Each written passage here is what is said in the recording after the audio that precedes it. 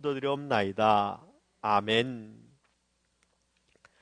한 주간 잘 지내셨습니까? 네.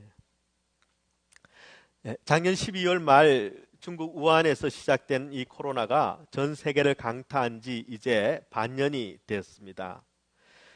마이크로소프트 창업자인 빌 게이츠가 바로 이 코로나 사태를 전염병으로 인한 세계 3차 대전이다 이렇게 표현을 했습니다. 정말 실제적인 피해가 전쟁만큼이나 엄청나고 또 어떤 경우는 전쟁보다 더 험하다 하는 그런 생각이 들 정도입니다. 그런데 더 큰 문제는 바로 이 전쟁은 휴전도 없다는 것입니다. 그리고 언제 끝날지 모른다는 것입니다. 끝나고 난 다음에도 개인과 국가와 그리고 이 공동체가 많은 변화가 있을 텐데 도대체 어떻게 변할지 그 미래를 정확하게 예단할 수 없다는 것도 우리의 불안한 현실입니다.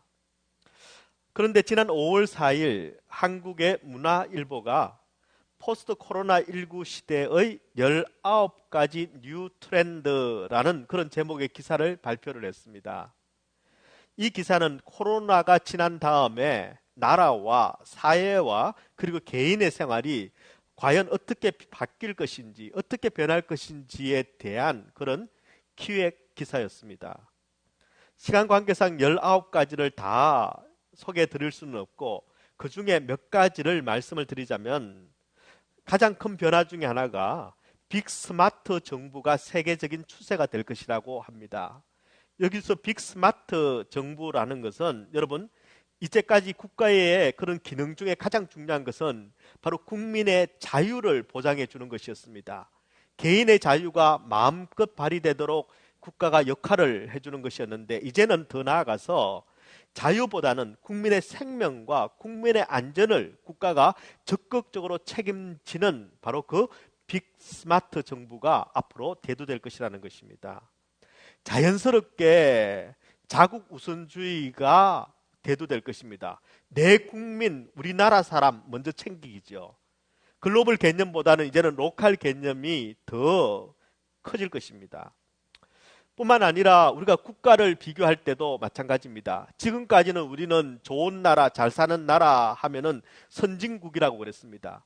선진국을 가르는 기준은 뭐냐 하면은 경제력입니다. GNP나 GDP나 도대체 얼마나 많이 버느냐, 경제력이 얼마나 있느냐를 가지고 선진국과 중도국과 후진국을 나눴습니다. 이제는 그 개념보다는 선도국이라는 개념이 중요하게 등장할 것이라는 것입니다. 선도국이라는 것은 단지 경제력으로 국가를 등급 매기는 것이 아니라 이 국가가 얼마나 위기 가운데 잘 대응할 수 있는 능력이 있는가, 이 국가는 얼마나 사회 안전망이 잘 확보되어 있는가 하는 그런 바로 선도국이라는 개념이 더 중요하게 될 것이라는 것입니다. 뿐만 아닙니다. 여러분 혹시 홈 누댄스라는 이 용어를 들어보셨습니까? 홈 누댄스라는 말은 집에서 즐기고 노는 문화가 홈 누댄스입니다. 이때까지 우리는 어디 나가서 어딘가에 가서 함께 어울려 이런 것들이 우리의 놀이 문화였고 그리고 문화적인 추세였습니다. 그런데 이 코로나19 사태로 말미암아 이제서는 집에서 나 혼자 혹은 우리 가족끼리 즐기고 그리고 노는 그런 문화가 확대될 것이라는 것입니다. 그리고 원격 교육이나 그리고 비대면 산업이 발달할 것이고 그것을 위해서 홈 오피스를 구축하는 그런 산업들이 굉장히 커질 것이다 이렇게 예측을 했습니다. 뿐만 아니라 앞으로는 인터넷을 통한 집단 지성시대, 여기서 집단 지성시대라는 것은 우리가 인터넷에 들어가 보면은 온갖 자료와 인포메이션이 다 나옵니다. 그러다 보니까 사람들이 이제는 나름대로 다 전문가입니다. 왜냐하면 인터넷만 찾아보면은 웬만한 내용이 나오니까요. 그런데 이제는 이런 집단 지성시대가 아니라 나름 전문가 시대가 아니라 진짜 그 분야에 확실한 전문가들이 중요하게 여겨지고 그리고 그 진짜 전문가의 시대가 열릴 것이다 이렇게 예측을 했습니다. 이 외에도 여러 가지 것들을 예측을 했는데 제가 읽으면서 참 많은 부분이 공감이 되었고 세상이 정말 이렇게 변하겠구나 하는 생각을 제가 하게 됐습니다. 하지만 또 한 가지는 그 기사를 보면서 사람이 내놓을 수 있는 예측이라는 것은 지금의 문제와 상태를 분석하고 해석하고 그래서 어떤 방향성을 예측하는 것이지 구체적으로 무엇이 필요한지 우리가 무엇을 할 수 있는지 정말 그렇게 될 것인지에 대한 해답은 없다라는 것입니다. 여러분은 어떻습니까?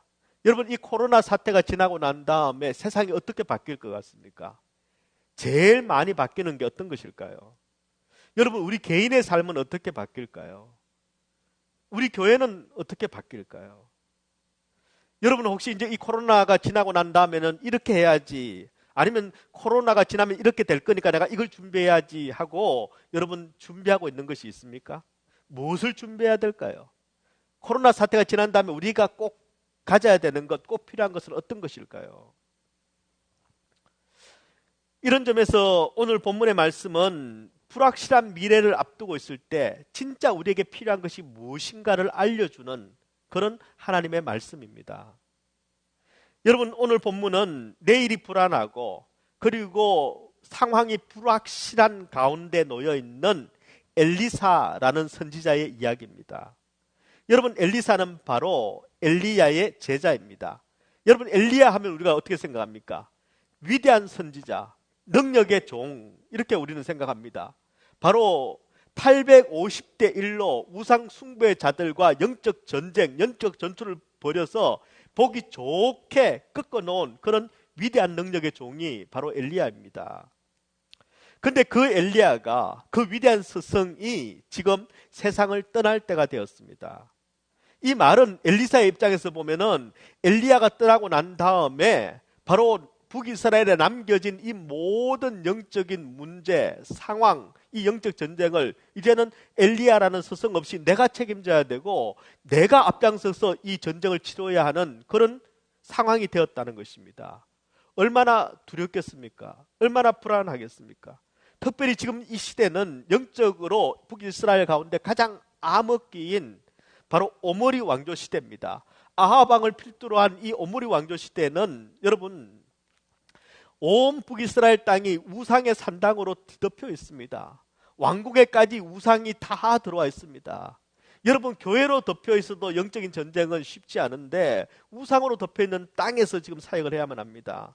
뿐만 아니라 하나님의 종 그러면은 여러분 우상을 섬기는 그런 우상 선지자들보다 훨씬 더 핍박을 받고 훨씬 더 대접을 못 받는 그런 시대였습니다. 심지어는 쉽게 죽이기까지 하는 그런 핍박의 시대에 혼자 남겨진다는 것은 너무나도 큰 두려움이었을 것입니다. 엘리사는 이 두려움을, 이 불확실한 미래를 어떻게 극복했을까? 그리고 엘리야 이후 시대를 어떻게 이 엘리사가 영적으로 이끌어갈 수 있었던가 하는 것을 오늘 본문의 말씀을 통해서 함께 살펴보려고 합니다. 이 말씀을 통해서 미래가 불확실할 때 우리에게 정말 필요한 것이 무엇인지를 우리가 다시 한번 생각하고 그리고 바르게 알고 준비하는 그런 시간이 되기를 축원합니다. 여러분 내일이 불안하고 미래가 불확실할 때 과연 우리에게는 무엇이 가장 절실하게 필요할까요? 그것이 무엇일까요? 첫 번째, 내일이 불안할 때, 미래가 불확실할 때 우리에게 가장 필요한 것은 하나님만 붙드는 믿음입니다. 하나님만 붙드는 믿음입니다. 여러분 지금 엘리사는 스승인 엘리야의 성천을 앞두고 있지요. 2장 1절의 말씀입니다. 여호와께서 회오리 바람으로 엘리야를 하늘로 올리고자 하실 때에 엘리야가 엘리사와 더불어 길갈에서 나가더니 하나님께서 이제 엘리야를 데려가신다고 합니다. 엘리사에게는 큰 충격입니다. 어느 날 예수님과 함께 있던 제자들이 예수님께서 이제 내가 하나님께로 아버지께로 돌아가야 될 때가 되었다 별세하실 것을 이야기했을 때 이 12제자는 예수님의 제자들은 패닉 상태에 빠졌습니다. 아마 엘리사에게도 엘리야가 지금 이제 하늘로 올라가야 된다는 것은 바로 큰 두려움과 당황스러움이었을 것입니다. 여러분 게다가 지금 시대적인 상황이 얼마나 암울합니까? 선지자의 사명은 얼마나 고달픕니까? 그나마 엘리야라는 위대한 종이 위대한 스승이 있어서 그 일을 잘 그냥 뒤만 쫓아가면 됐는데 근데 이제는 여러분 엘리야마저 떠나버리고 나면 이 일을 어떻게 감당하란 말입니까? 그런 불안감 속에 있는 이 엘리사, 바로 이제는 하늘로 올라가야만 하는 엘리야 두 사람이 마지막으로 만나서 지금 대화를 나누고 있는 그 장면이 오늘 본문의 말씀입니다. 오늘 본문의 말씀에 보면은 둘이서 조금 이상한 대화를 나눕니다. 세 번의 대화를 나누는데 그 본문의 내용이 2절, 4절, 6절에 있습니다. 한번 살펴보겠습니다. 2장 2절의 말씀입니다. 엘리야가 엘리사에게 이르되 청하건대 너는 여기 머물라. 여기는 바로 길갈을 이야기합니다. 여호와께서 나를 베델로 보내시느니라 하니 엘리사가 이르되 여호와께서 살아계신과 당신의 영혼이 살아있음을 두고 맹세하노니 내가 당신을 떠나지 아니하겠나이다 하는지라. 이에 두 사람이 베델로 내려가니. 자, 길갈에서 엘리야를 하나님께서 저 베델로 가라 하셨습니다. 그래서 나는 하나님께서 베델로 가라고 하셨으니까 너는 여기 있어라. 나는 베델로 가야 된다. 그러니까 엘리사가 절대 내가 떨어지지 않겠습니다 하고는 엘리야를 지금 붙잡고 그리고 저기 베델까지 간다는 이야기입니다. 여러분 4절의 말씀입니다. 엘리야가 그에게 이르되 엘리사야 청하건대 너는 여기 머물라. 여호와께서 나를 여리고로 보내시느니라. 엘리사가 이르되 여호와께서 살아계신과 당신의 영혼이 살아있음을 두고 맹세하노니 내가 당신을 떠나지 아니하겠나이다 하니라. 그들이 여리고에 이르매. 똑같은 말씀이지요. 그 다음 6절의 말씀 한번 봅니다. 엘리야가 또 엘리사에게 이르되 청하건대 너는 여기 머물라. 여호와께서 나를 요단으로 보내시느니라 하니 그가 이르되 여호와께서 살아계신과 당신의 영혼이 살아있음을 두고 맹세하노니 내가 당신을 떠나지 아니하겠나이다 하는지라. 이에 두 사람이 가니라. 여러분 엘리야가 하는 말도 똑같고 거기에 대해서 엘리사가 하는 말도 똑같습니다. 이럴 때 그냥 똑같은 말을 반복하면은 하나님께서 한 줄만 적어주시면 우리가 성경 통독할 때 얼마나 더 빨리 할 수 있겠습니까? 그런데 이상하게 똑같은 말을 세 번을 했는데 그 세 번을 그대로 지금 기록해 놓으셨다라는 것입니다. 다만 말을 한 장소만 길갈에서 그리고 베델에서 그리고 여리고에서 마지막에 요단으로 그냥 장소만 다를 뿐이지 말은 똑같습니다. 계속해서 엘리야는 너는 그냥 여기 있으라 하고 엘리사는 계속해서 나는 스승님을 쫓아가야 되겠습니다 하고 그렇게 지금 반복이 되고 있습니다. 저는 이 말씀을 묵상하면서 의문이 들었습니다. 왜 하나님께서는 엘리야를 지금 하늘로 올리시는 마지막 장면인데 그냥 가자 하고 가시면 될 텐데 길갈에서 베델로 그리고 여리고로 요단으로 엘리야를 데리고 다니셨을까? 뭔가 특별한 이유가 있을 것 아닙니까? 그러면 그 이유가 뭔지를 성경에 기록해 놔야 되는데 엘리야가 한 말, 엘리사가 한 말 똑같은 말은 반복해서 기록해 놓으셨으면서도 거기 가서 뭘 했는지 뭐 중요한 일이 있었는지 아무 말도 없으십니다. 그렇다면 그 뭐하러 데리고 다니셨나 하는 생각이 들었습니다. 또 한 가지는 그렇다면은 또 똑같은 대화만 왜 이렇게 기록하셨는가 하는 생각이 들었습니다. 그것도 세 번씩이나. 여러분 그런데 아시죠? 성경은 반복하면 무슨 뜻입니까? 중요하다는 뜻이죠. 근데 세 번을 반복하면은 어떤 뜻이죠? 아주 중요하다는 뜻입니다. 왜 그러면은 이 말이 아주 중요할까요? 그 의미를 여러분과 한번 나누겠습니다. 여러분 오늘 본문에 등장하는 지명이 있습니다. 길갈에서 베델로, 베델에서 여리고로, 여리고에서 요단으로 지금 가고 있습니다.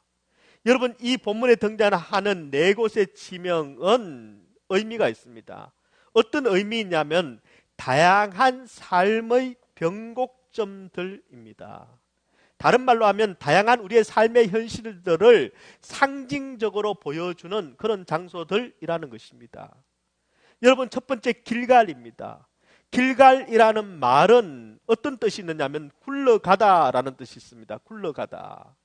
여러분 길갈 하면 생각나는 게 있습니까? 바로 가나안 땅을 정복하기 전에 하나님께서 여호수아와 애굽 백성들이 바로 길갈에서 할례를 하게 하셨습니다. 할례를 하게 하셨고 그리고 애굽의 수치, 세상의 모든 죄악과 세상의 종이었던 그 수치와 부끄러움을 이제 다 굴려 보내버리고 새롭게 출발한다라는 의미에서 거기서 바로 길갈이라는 이름을 붙였습니다. 여러분, 이 길갈이라는 이름은 우리가 세상 속에 속해 있다가 세상의 권세 아래에 있다가 이제 하나님께서 우리를 할례시키시고, 즉 하나님께서 우리를 하나님의 자녀 삼아 주시고 구원의 새로운 삶을 출발하는 그 지점이 바로 길갈이라는 곳입니다. 바로 이 길갈에는 하나님의 구원의 능력이 있었고, 하나님께서 우리를 구원하신 구원의 감격이 있었고, 새롭게 출발하는 믿음의 삶에 대한 기쁨과 소망과 첫사랑이 있었던 바로 그 자리가 길갈이라는 것입니다. 여러분에게 또 이런 자리가 있었지요. 이런 시간이 우리 모두에게는 있습니다. 자, 거기서 하나님께서 어디로 인도하십니까? 베델로 가자 하십니다. 여러분, 벳엘이라는 말은 어떤 뜻일까요? 바로 벳엘은 엘이 하나님, 바로 하나님의 집이 베델입니다. 여러분, 베델 하면 우리가 가장 먼저 기억나는 것은 야곱이, 형인 에서가 야곱을 죽이겠다고 쫓아오니까 야곱이 이제 밧단 아람 외삼촌의 집으로 도망을 갑니다. 보따리 하나만 들고는 급하게 도망치다가 이제 날이 저물고 피곤한 몸을 이끌고 자야 되는데 반겨주는 곳이 있습니까? 갈 데가 있습니까? 그 광야에서 돌베개를 베고 잠을 자지요. 그때 하나님께서 어떻게 하셨습니까? 바로 야곱을 만나 주셨습니다. 야곱을 만나 주셨습니다. 바로 그곳을 벳엘, 하나님의 집이라고 그렇게 이름을 정했습니다. 이제 내 목숨이 어떻게 될지 모르는 절망 가운데서 바로 그곳에서 하나님을 만났을 때 소망이 생긴 것이죠. 나중에 세겜성 사람들이 야곱과 12아들을 다 죽여버리겠다라고 그렇게 쫓아올 때 야곱이 어디로 피합니까? 우리가 베델로 올라가자, 베델로 올라가자. 바로 그것은 하나님께서 나를 살리신 곳이고 바로 나를 구원하신 곳이다. 여러분, 우리가 인간 실존의 한계를 느낄 때, 죽음 앞에 서 있을 때 오직 하나님께서만이 나를 구원해 주시고 나를 피하도록 해주시고, 그리고 하나님께서 나를 건져내신 바로 그 자리가 베델이라는 곳입니다. 그 다음에 여리고로 하나님께서는 엘리야를 인도하십니다. 여리고 여러분 잘 아시죠? 정복 전쟁을 할 때 가장 견고한 성이 여리고 성이었습니다. 그리고 하나님께서는 바로 그 성을, 하나님을 부를 때에 양각 나팔 소리가 임할 때 하나님께서 그 여리고 성을 무너뜨려 주신 승리의 기쁨이 있는 그런 자리였습니다. 이 여리고라는 이름의 의미는 뭐냐면 향기라는 뜻을 가지고 있습니다. 그리고 종려의 성읍이다라는 그런 의미도 가지고 있습니다. 즉 여리고는요, 종려가 많이 있는, 너무너무 풍성하고 또 화려하고 그리고 향기로 가득한 너무너무 살기 좋은 곳이라는 것입니다. 풍요와 번영의 시간을 의미합니다. 하나님께서 많은 복을 주시고 내 삶이 풍성해지는 그런 시간이기도 합니다. 하지만 동시에 바로 번영의 시간은 바로 유혹과 타락의 시간이기도 합니다. 영적으로 깨어있지 않으면 그만 타락해버리는 바로 그 장소가 바로 여리고라는 것입니다.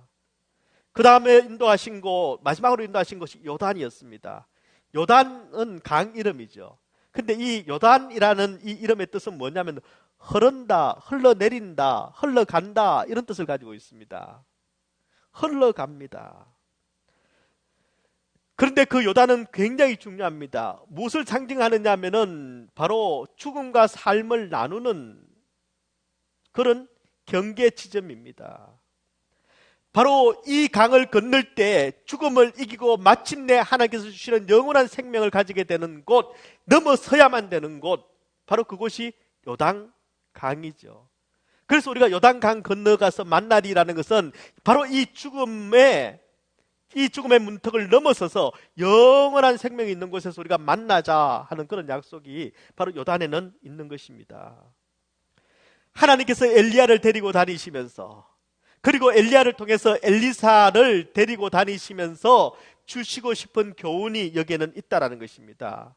엘리사야, 네가 나를 자꾸 쫓아오는데 앞으로 네가 걸어가야 될 길이 어떤 길인지 아느냐? 네가 맞이해야 될 현실들은 네가 예상치도 못했던, 수많은 일들이 변화무쌍하게 너를 찾아올 것이고 네 삶 가운데 닥칠 것이다. 때로는 새 출발의 기쁨이 있을 것이다. 하지만 고난이 함께 따라올 것이다. 여리고성처럼 그런 번영과 부여와 풍성한 하나님의 은혜를 경험할 때도 있지만 그러나 영적으로 깨어있지 않으면 너무나도 쉽게 넘어져 버리는 그런 곳도 네가 통과해야 될 거야. 게다가 죽음의 절망을 넘어서야만 되는, 바로 절망 가운데서 하나님만을 붙들어야 되는 그런 베델의 장소도 있을 것이고, 그리고 너 앞에 죽음의 문턱이 바짝 다가왔을 때 바로 넘어야만 하나님의 영원한 생명을 맛볼 수 있는 바로 그 요단강도 네 앞에 놓여질 것이다. 네가 이 모든 현실의 문제들, 네가 이 모든 시간들을 다 이겨내고 그리고 하나님께서 원하시는 자리까지 네가 갈 각오가 되어 있느냐 하고 지금 묻는 것입니다. 아니면은 그냥 여기 머물러 있어라. 아니면 그냥 여기 머물러 있어라. 이렇게 말하는 것이죠. 그러나 엘리야는 그냥 여기 머물러 있어 뭐 고생해 이런 말이 아니라 네가 닥칠 모든 현실의 어려움들을 네가 바로 보아라. 그러나 어떤 곳에서도 너는 안주하거나 포기해서는 안 된다. 끝까지 네가 하나님만 붙들고, 끝까지 네가 하나님만 붙들고, 길갈이면 길갈에서 하나님을 붙들고 승리해라. 베델이면 베델에서 하나님을 붙들고 승리해라.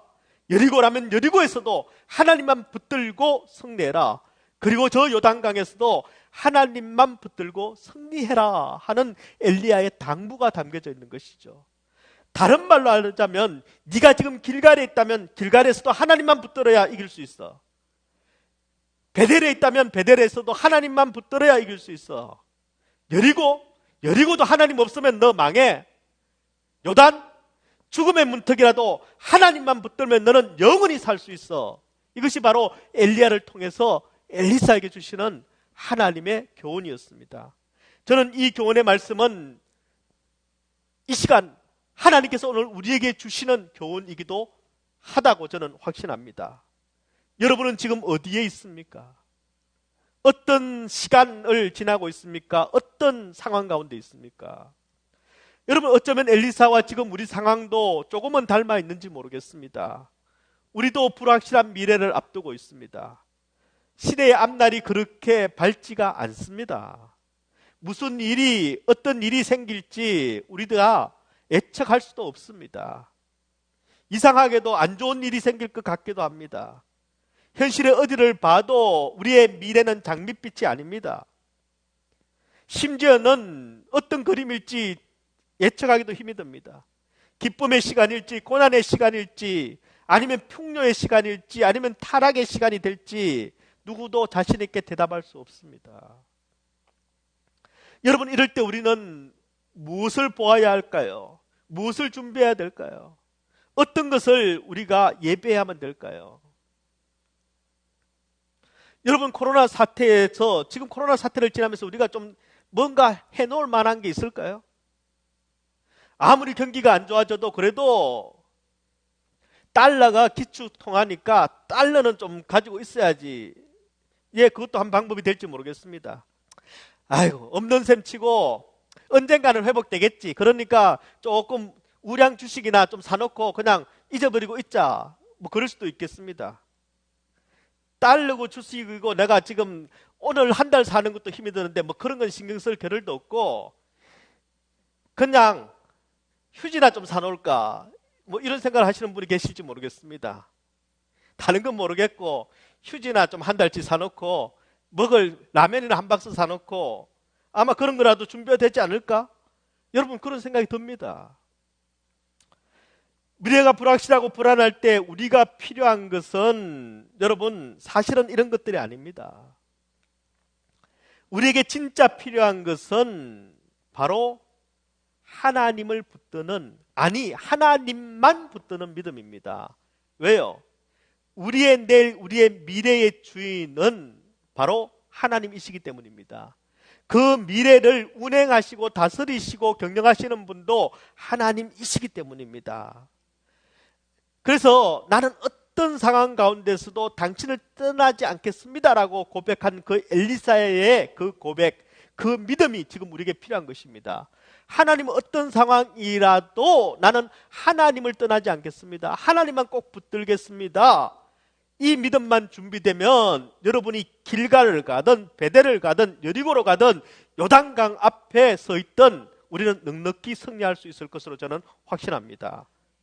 그러나 만약에 상황 따라 형편 따라 이거 해야 되나 저거 해야 되나 이것도 좀 있어야 되나 남들은 이걸 가지고 있는데 하고 우리가 흔들리는 롤러코스터 같은 그런 믿음을 가지고 있다면 현실의 고난을 우리는 이겨낼 수 없습니다. 미래의 불확실함을 우리는 이길 수 없습니다. 여러분, 하나님만 붙드는 믿음이 환난을 이겨냅니다. 하나님만 붙드는 믿음이 문제도 이길 수 있습니다. 하나님만 붙드는 믿음은 결국 우리를 승리하게 만드는 것입니다. 현실이 불확실하고 내일이 어려울 때 이 믿음이 있다면 우리는 두려워하지 않습니다. 소망을 가질 수 있습니다. 역사는 하나님이 경영하시기 때문입니다.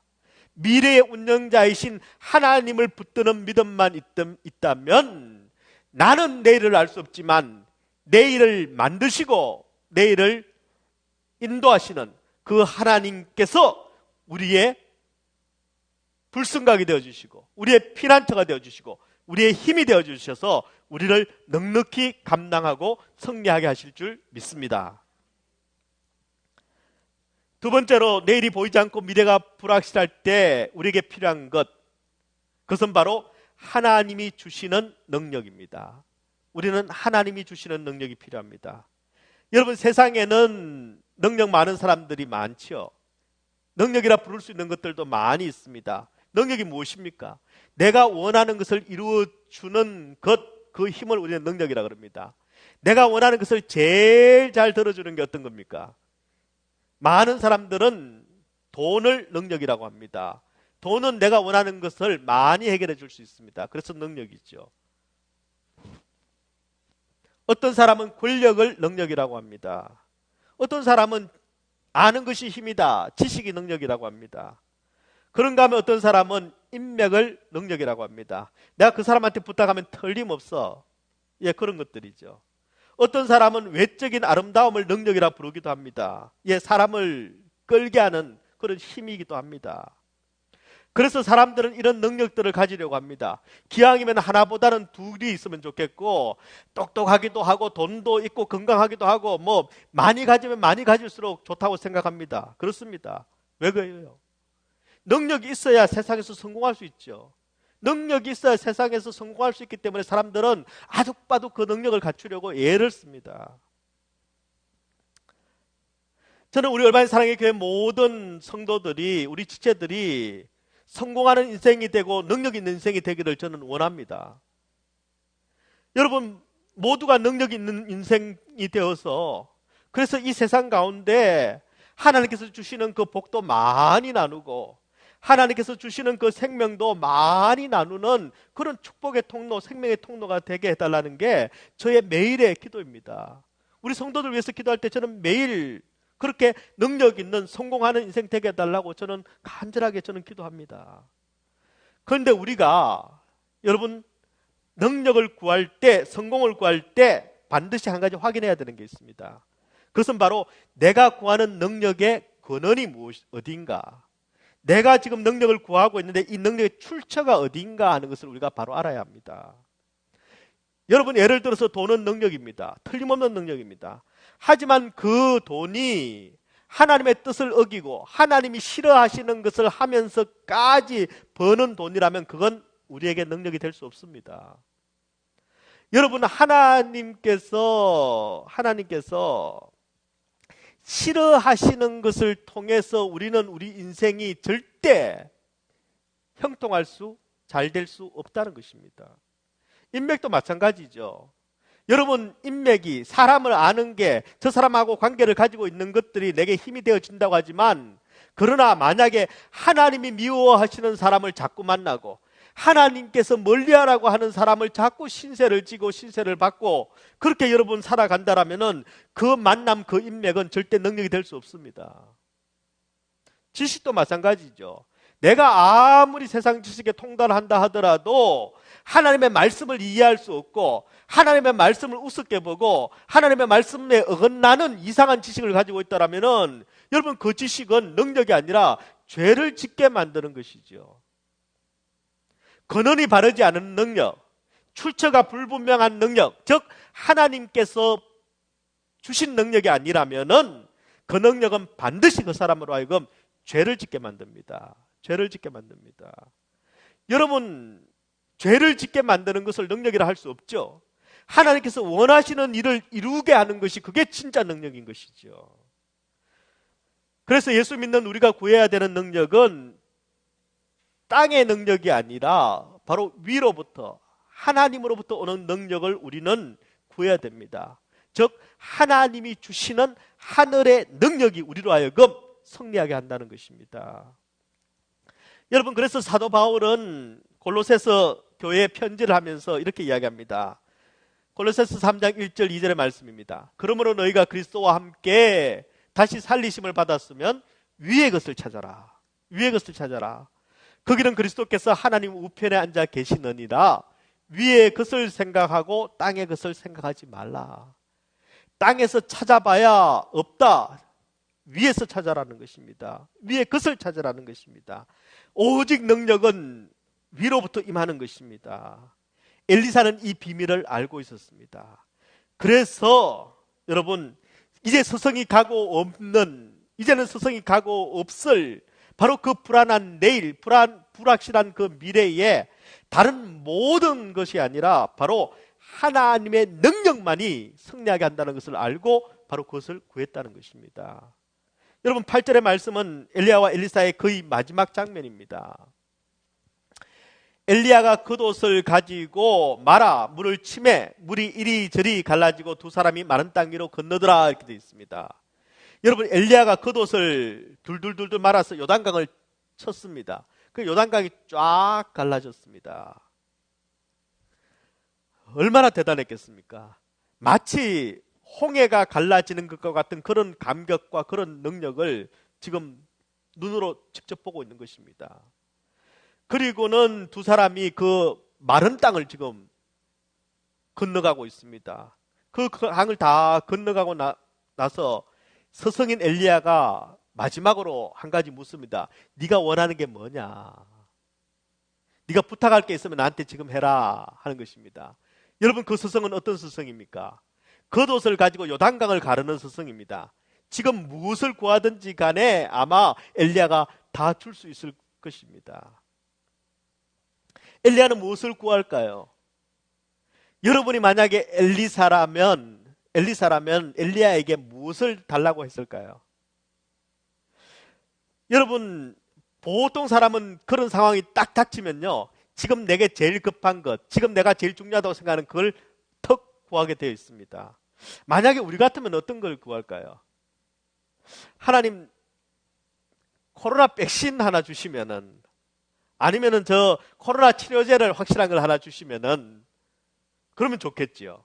사람도 구하고 나도 그걸 사용해서 좀 유익도 얻고 그럴 수 있지요. 뭐 어떤 분들은 그런 황한 거 구하면은 받지도 못하고 괜히, 그러니까 하나님, 이 코로나 사태 가운데 우리 비즈니스가 제발 어려워지지 않도록 좀 지켜주십시오. 이런 걸 구하는 사람도 있을 것입니다. 끝나고 난 다음에 우리 직장에 있게 해주십시오 하는 분도 있을지 모르겠습니다.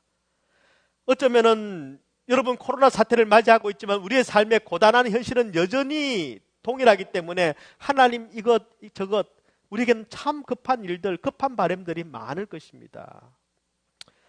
그런데 엘리사가 지금 엘리야에게 구하고 있는 것은 갑절의 성령의 능력을 달라고 합니다. 성령의 능력을 갑절로 달라. 아니, 엘리야가 850대 1로 영적 전쟁에서 승리한 위대한 능력의 종인데 지가 뭐 2배씩이나 달라 그래. 그런 말이 아닙니다. 엘리사는 나처럼 무능한 사람이 이 일을 감당하려면은 하나님이 우리 엘리야 선생님에게 주신 2배의 능력은 있어야 내가 그 감당할 수 있습니다. 엘리야, 우리 스승님만큼 내가 이 일을, 이 사명을 감당할 수 있도록 해주십시오라는 그런 간절한 소망이 있는 것이죠. 2장 9절의 말씀에 여러분, 당신의 성령이 하시는 역사가 갑절이나 내게 있게 하소서 이렇게 구합니다. 많은 사람들은 엘리야를 우러러 보았지만, 엘리사도 물론 엘리야를 사모하고 존경하는 마음이 있었지만, 그러나 근본적으로 엘리야의 능력은 성령의 능력이라는 것을 알고 있었던 것입니다. 땅의 것은 절대, 사람의 것은 절대 능력이 될 수 없고 오직 하나님께서 위로부터 부어주시는 것만이 능력이라는 것을 엘리사는 알고 있었기에 바로 이런 것을 구하는 것입니다. 여러분, 원래 엘리사는요, 잘 사는 집 아들이었습니다. 아버지가요, 어마어마한 땅덩어리를 갖고 있는 부동산 거부였습니다. 그리고 엘리야가요, 엘리사를 이렇게 부를 때도 엘리사가 뭘 하고 있었냐면은 성경에 보면 소 12결의를 가지고 밭을 갈고 있었다고 합니다. 소 한 마리만 있어도 부자인데요, 소 12결의로 24마리를 가지고 지금 밭을 쭉 갈고 있었습니다. 엄청난 부자였고 물론 종들이 갈았겠죠. 그런 사람이었습니다. 얼마든지 편하게 살 수 있었습니다. 그런데 엘리야가 부르니까 아무 소리 하지 않고 다 버려두고 엘리야를 쫓아갔습니다. 왜요? 땅의 것은 아무리 많아도 하늘의 것이 진짜 가치라는 것을 엘리사는 알았기 때문이지요.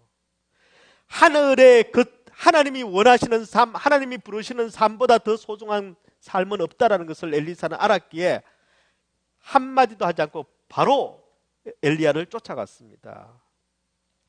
그 엘리사가 어쩌면 성령의 능력을 구하는 것은 너무나도 당연한 일인지 모르겠습니다.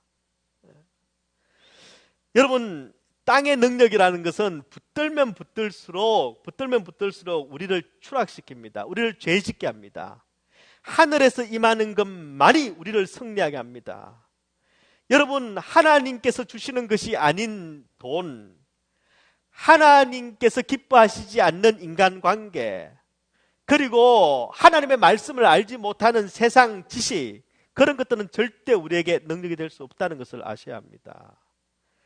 저는 우리 얼바인 사랑의 교회 모든 성도들이, 우리의 자녀들이 하나님이 주시는 하늘의 것을 구하고 하늘의 지혜를 구하는 그런 인생 되기를 주님의 이름으로 축원합니다.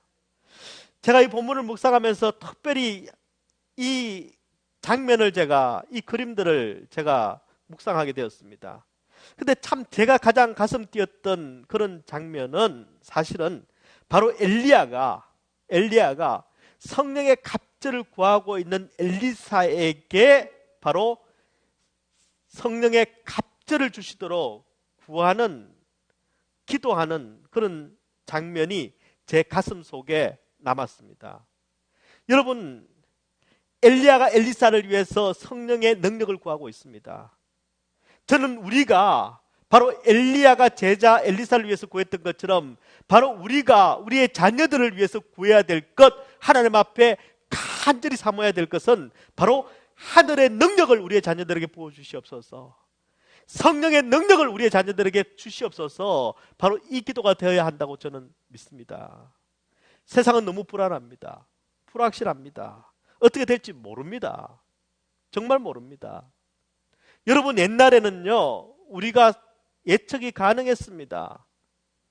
적금을 들어도 나중에 적금을 탈 날이 있었습니다. 그것까지 그 다음에 요거 하고 그 다음에 저거 하고 하면은 거의 비슷하게 맞아 들어갔습니다. 근데 지금은 세상이 너무 빨리 변하고 너무 다르게 변하고 또 너무 엉뚱하게 변해서 우리가 앞일을 예측할 수 없습니다. 근데 우리 자녀들이 그 세상을 살아가야 됩니다. 아니, 뭘 도와주고 싶어도 내가 아는 게 있어야 도와주지요. 아니, 내가 뭐를 준비해주고 싶어도 뭐를 준비해야 그 세상을 이길 수 있는지 내가 도저히 알 수 없는 그런 시대를 우리는 살아가고 있습니다. 다른 말로 하면 우리가 해줄 수 있는 거 없습니다. 암만 우리가 발부둥 쳐도 우리가 자식들을 위해서 우리가 해줄 수 있는 게 거의 없습니다. 여러분, 이러한 때에 우리는 뭘 해야 될까요? 아이고, 내가 사는 것만 해도 피곤한데 내가 뭐 내 자식까지 어떻게 책임져줘? 여러분, 하나님께서 히스기야에게 벌을 내리셨습니다. 네 자녀가 망할 것이다 라는 벌을 내리셨습니다. 그때 히스기야가 뭐라고 합니까? 하나님, 차라리 나를 망하게 하시더라도 우리 자녀는 살려주십시오 라고 부르짖어야 되지 않겠습니까? 근데 히스기야가 성경에 보면 이렇게 합니다. 그래도 내 세대는 괜찮으니까, 나는 괜찮다니까 그나마 됐다, 다행이다, 이렇게 이야기합니다. 여러분, 우리가 히스기야처럼 우리 자녀들을 위해서 우리가 할 수 있는 게 없다 하더라도 넋 놓고 있으면 안 됩니다. 손 놓고 있으면 안 됩니다. 그래서 여러분, 바로 히스기야의 아들이 타락하고 결국은 그 자손들이 바빌론의 포로가 되지 않습니까? 우리는 경각심을 가져야 합니다. 다음 세대를 위해서 우리가 할 일을 해야 합니다. 뭡니까? 바로 우리의 자녀들에게 성령의 능력, 하늘의 능력을 우리가 구해야 된다는 것입니다. 여러분, 지금 열왕기서를 받아든 이스라엘 백성들은요, 지금 하나님께서 주신 기업을 다 빼앗겨버리고 포로된 바벨론 강가에서 예배도 제대로 못 드리고 하나님의 말씀도 제대로 못 나누고 인생의 쓰디쓴 노래를 지금 부르며 있는 그런 백성들입니다. 얼마나 안타깝습니까? 바로 그 백성들에게 하나님께서 뭐를 말씀하시는 것입니까?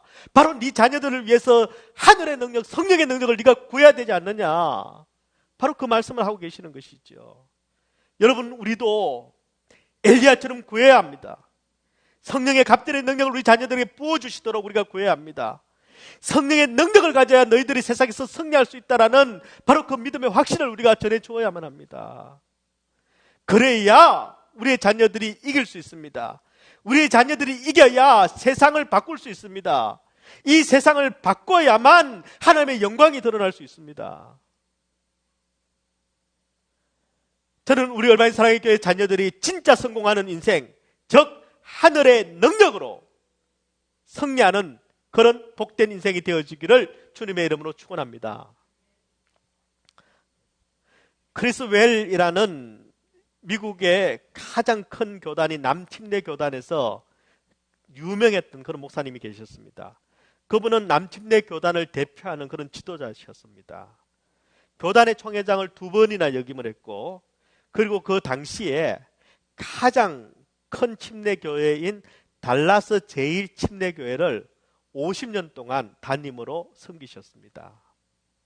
그분이 1973년도에 샌프란시스코에서 남침례교단 컨퍼런스가 있는데 거기 주강사로 초청이 됐습니다. 그 이야기를 듣고 리버사이드에 사는 한 대학생이 샌프란시스코까지 350마일 되는 거리를 차를 몰고 바로 그 컨퍼런스에 참석했습니다. 목적은 단 하나입니다. 크리스웰 목사님의 말씀을 직접 듣고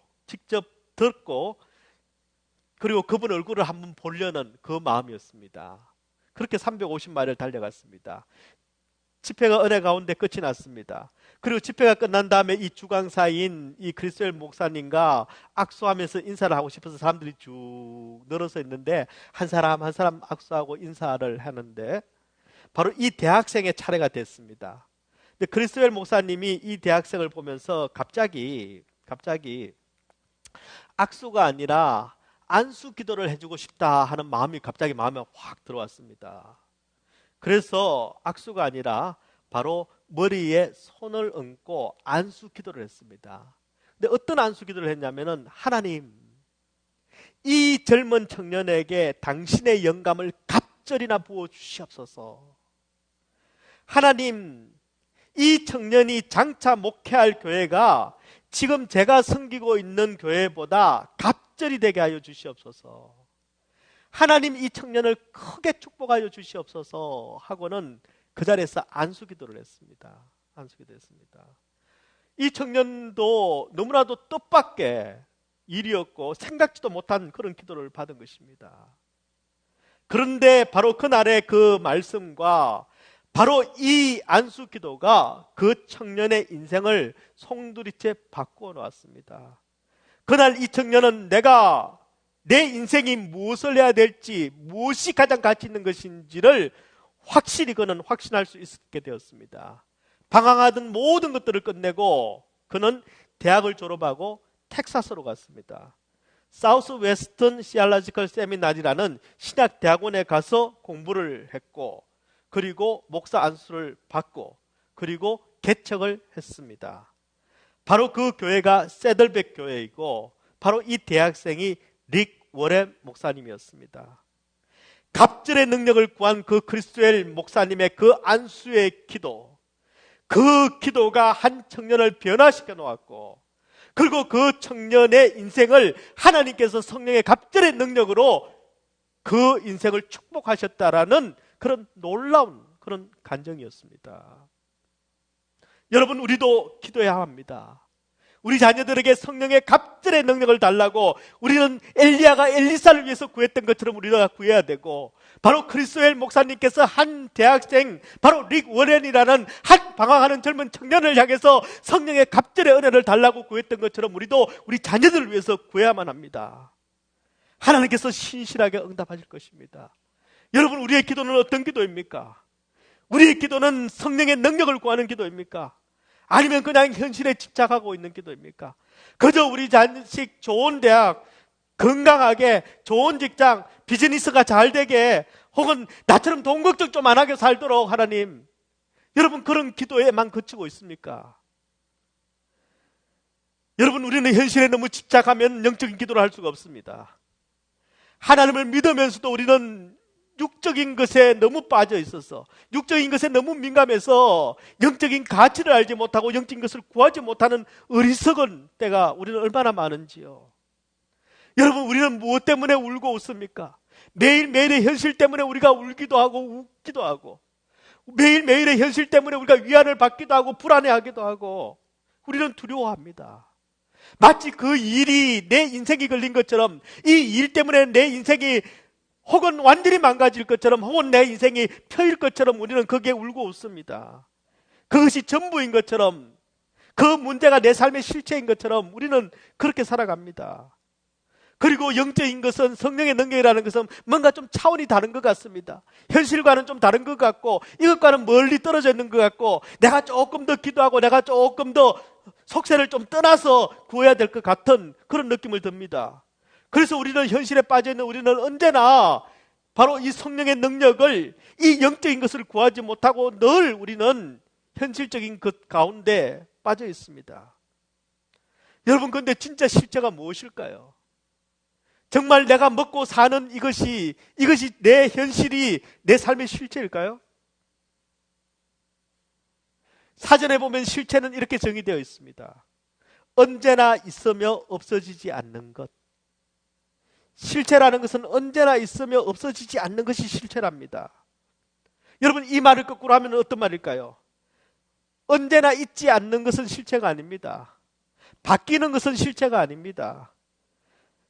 가변적이고 변화무쌍한, 내일을 알 수 없고 오늘도 헷갈리는 이 현실이 우리의 실체가 될 수 없다는 것입니다. 시시각각 변하고 어디로 튈지를 모르는 이 세상이, 이 현실이 우리의 실체가 아니라는 뜻입니다. 여러분, 우리 인생의 실체는 언제나 있으며 없어지지 않는 것, 그것이 우리의 진짜 실체입니다. 뭡니까? 바로 하나님이십니다. 언제나 계시고 없어지지 않으시는 영원하신 분은 하나님밖에 없습니다. 여러분, 하나님만이 우리 인생의 실체입니다. 우리가 실체라고 믿고 있는 이 현실은 바뀝니다. 없어집니다. 썩습니다. 사라집니다. 하나님이 우리의 능력이 될 때, 영원히 없어지지 않으시는, 언제나 우리와 함께 하시는 그 하나님이 우리의 능력이 될 때, 우리는 내가 생각하는 것보다, 내가 기대하는 것보다, 내가 꿈꾸는 것보다, 내가 계획하는 것보다 더 완전하고 더 확실하고, 그리고 더 풍성하고 더 영광스러운 인생을 우리는 살아갈 수 있다는 것이지요. 여러분, 눈에 보이는 현실은 영원하지 않습니다. 이 고난도, 이 환난도, 여러분이 지금 머물고 있는 길갈도, 베델도, 여리고도, 혹은 요단강도 여러분 다 지나갈 겁니다. 여러분이 지금 어떤 곳에 있다 하더라도, 어떤 상황이 있다 하더라도, 어떤 문제를 맞이하고 있다 하더라도 제가 확실하게 말씀드릴 수 있는 것은 이 또한 다 지나갈 것입니다. 다 지나갈 것입니다. 그 흔들리는 현실 때문에 내 삶의 실체를 포기해서는 안 됩니다. 그 없어질 것 때문에 오늘을 불안으로 채우고 미래에 대한 소망을 접고 두려워하는 그런 일이 있어서는 안 됩니다. 그 가운데서도 하나님만 붙드는 믿음을 가지고 우리는 소망의 불씨를 살려야 되는 것이죠. 하나님이 주시는 성령의 능력을 구하며 그것으로 그 현실을 이겨내고 하나님께서 우리에게 약속하신 그 영광과 그 은혜를 우리는 누리고 나누어야 되는 것이죠. 저는 우리 얼마인 사랑의 교회와 우리 성도들을 위해서 기도합니다. 하나님, 이 포스트 코로나, 이 코로나 기간을 우리가 지나고 있지만 이 코로나 이후가 이전보다 훨씬 더 영적인 능력이 충만한 교회와 성도가 되게 하여 주시옵소서.